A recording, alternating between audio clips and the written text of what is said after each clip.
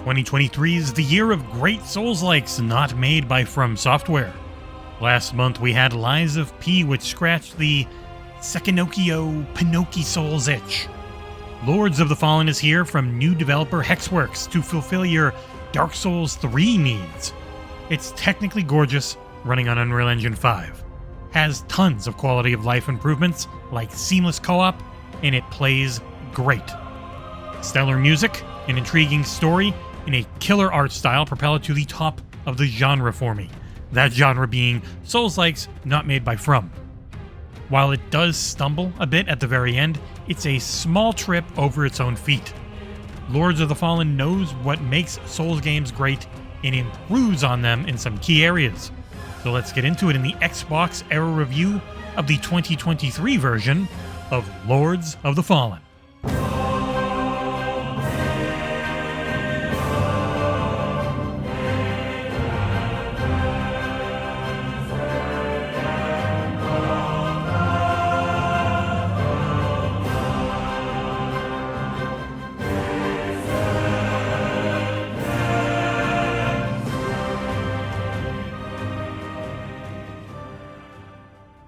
Lords of the Fallen is a sequel boot for the franchise. You don't need to know the rather basic story from the first game.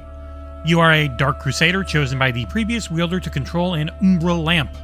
This lamp is unique as it can peer into the world of the dead, which is an alternate reality occupying an almost shared space with the land of the living. 5 beacons have become corrupted, and you have been tasked with cleansing them to stop the historical Big Bad Adir from coming back. He is a god who was bested 1,000 years ago and has been slowly but surely working his way to resurrection through his demonic horde, the Rogar. The story in the game's intriguing, obtuse as all Souls-likes must be, and full of choice. We were given a review guide that told me the potential fates of various story characters, only for me to realize I never met some of them, or none of it happened by the time I had rolled credits. Because Lords of the Fallen is huge, and it's easy to miss things in it during a rather short review period. Those of you reading and playing post-launch will have the luxury of guides online to see all the endings and know how to finish the various quest chains.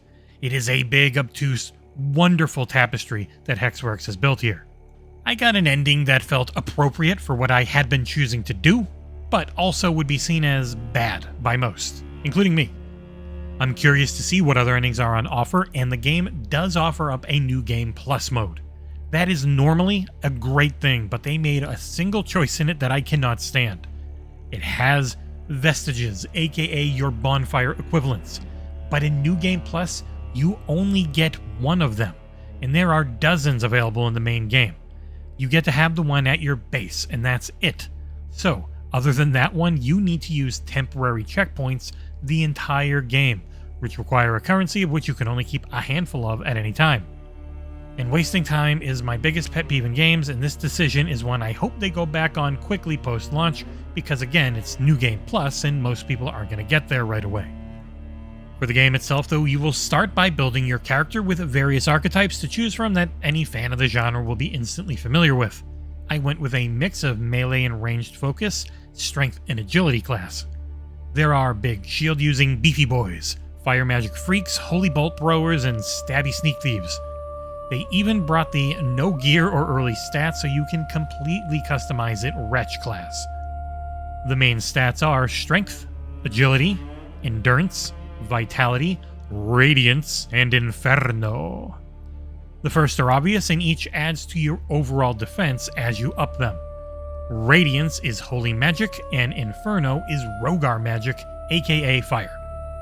Even after reaching level 103 by the end of my playthrough and putting over 30 points into vitality though, I never felt that strong unless I was using a shield.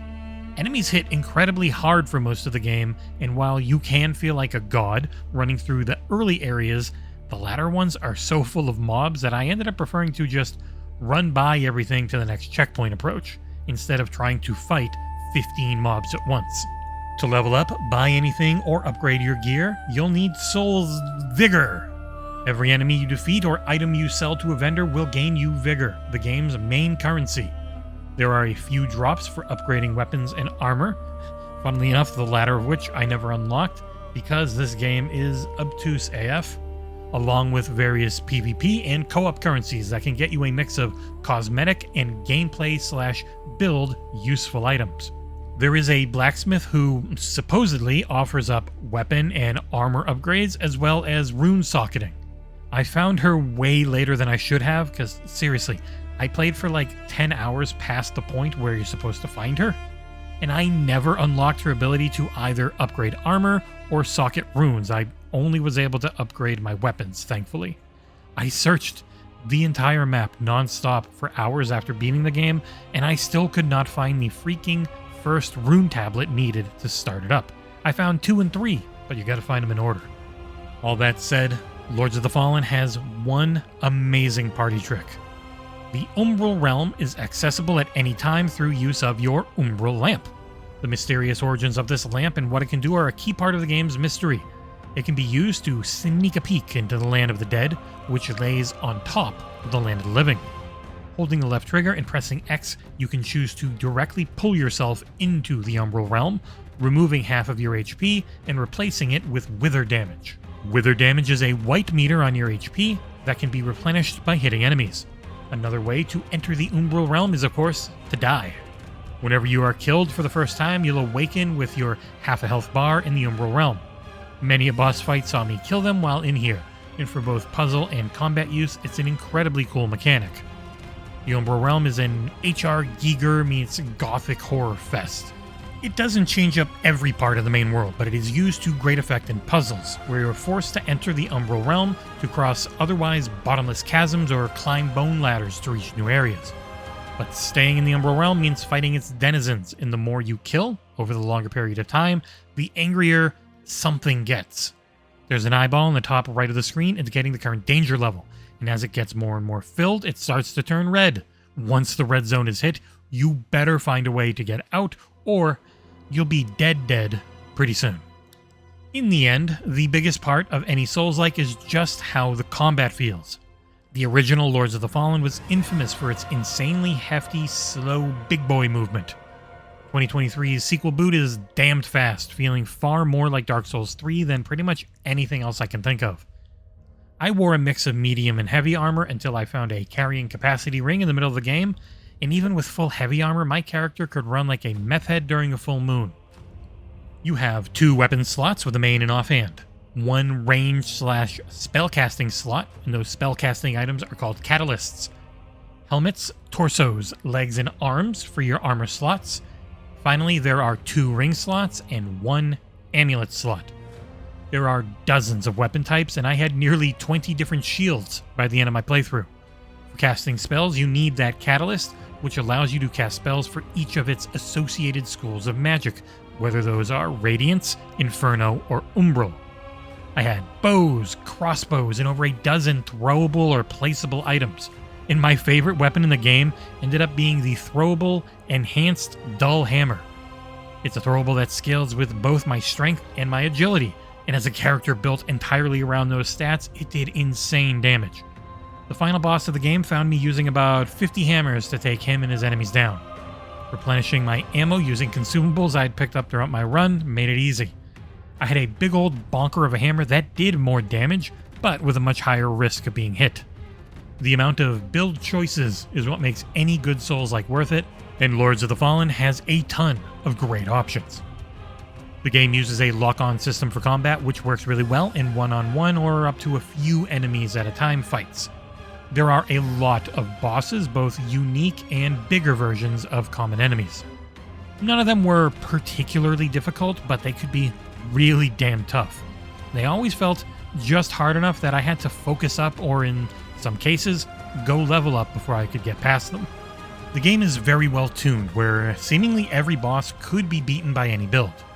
Of course, magic users are weak to my big old bonks, while the heavily armored foes would still go down thanks to the various ranged weapons I had and the different magic and elemental types of damage that they provided me. You can block with both weapons and shields, which will always give you a little bit of withered or a heck of a lot of withered health, while mitigating whatever your weapon or shield can do as actual damage. Tapping block just before being hit is a very powerful parry that contributes to your enemy's stagger meter. Once an enemy is staggered, you can pull off a hard-hitting move by pressing attack from directly in front or behind them. The window on this attack, though, is real short, which led to me not getting it off as often I was actually able to. Where the game did falter a bit is, again, the late game, the very, very late game, where the devs throw upwards of 10 to 20 enemies at you at once, and they can all kill you in like 3 or 4 hits. I ended up just running past huge swaths of enemies, rarely engaging outside of a specific few that I had to kill to move on. This was mostly the literal last area of the game, which was only about an hour or 2 long. My previous 40 hours felt great, especially in co-op. The entire game can be played in co-op, no strings. There is a password system if you want to keep anyone from randomly joining you, but it's not needed. Instead, you can just go to any bonfire equivalent and just choose Beckon Friends. I would then go into my Steam's friend list and invite them. They'd show up and we'd play together as long as we wanted. Only the host gets progress, but the co-op summon gets to keep all vigor and items they earn, along with a co-op only currency. If they die and you can get to their corpse while no enemies are on top of it, you can instantly revive them too. There are no currencies needed to summon, revive, or really anything. It's fantastic, and the times I got to play in co-op made what was already a great game that much better. Lords of the Fallen is just full of small but meaningful changes that help stop feeling that waste of time that can be so frustrating in Souls-likes. Also, only the host can initiate fast travel, or when he dies, that's the only time you go to the Umbral Realm outside of using the lamp. Enemies will gain a bit of HP and deal more damage in co-op, and the game has a variety of spells that can buff or heal you and your partners. Boss fights mostly allow you to summon characters whom you have unlocked as potential allies throughout the story as well. You can even do this while in co-op, giving the game's boss fights a sort of easy mode. Co-op is so open and free that it should help those who feel overwhelmed by the difficulty of these games have a chance to really enjoy it for once. And graphically, the game is stunning. I was running on PC with a 5800X and 7900 XTX AMD rig, pushing 4K and getting roughly 70 to 90 FPS for most of my playthrough. The game does offer up FSR 3, though I oddly found my performance way worse with it running. If I was in an area indoors getting 110 FPS and then put FSR 3 on, my frame rate would drop to 80 or below. It's an odd behavior for a feature that normally helps gain performance at the cost of visual clarity. Visual effects are crisp and the lighting is phenomenal. Each beacon area is its own distinct visual feast, from swamps to snow-covered hills and gleaming religious compounds. It all looks amazing. I have zero clue how it will look or run on an Xbox, so make sure you find coverage of that version of the game ASAP once this embargo's done. And one of the biggest things, animations are really easy to read on enemies, with a distinct timing to most of them that I never struggled with. There were times in a game like Lies of P and other Souls-like that felt a little off, but I never got that here. You can get locked into attacks if you button mash though, so you will want to stay patient and do your best to not panic, which is tough. This is also a dodge fest like the Souls series, and while there is that pretty good feeling parry available, even with the clean graphics and smooth animations, it's still tough to pull off in the heat of combat. Lords of the Fallen also has an incredible amount of visual variety on display, and it's been put together by a team that is only 3 years old at the time of this release. It's astounding to me just how big and dense every part of the game is, and it's capped off with a gorgeous soundtrack that elevates it to heights rarely seen. Much like the aforementioned Lies of P, the developers here just seem to get it. You need a mix of great combat, intriguing world building, and incredible music. And while the voice acting is more hit or miss, the music never falters. I found myself running around late game fights when I knew I couldn't win, just so that I could keep listening to the bombastic and beautiful music. Wrapping things up, Lords of the Fallen is a stunningly good game. Following a path set for it by Dark Souls 3, it nails every major part of what makes From's games so damned good. Stunning visually, the art style and music are some of my favorites. While the very end does get a bit too big for its gameplay, this one is an easy recommendation to both the most hardcore Souls lovers and even those who feel intimidated. The seamless co-op takes what is a great game and makes it a special one.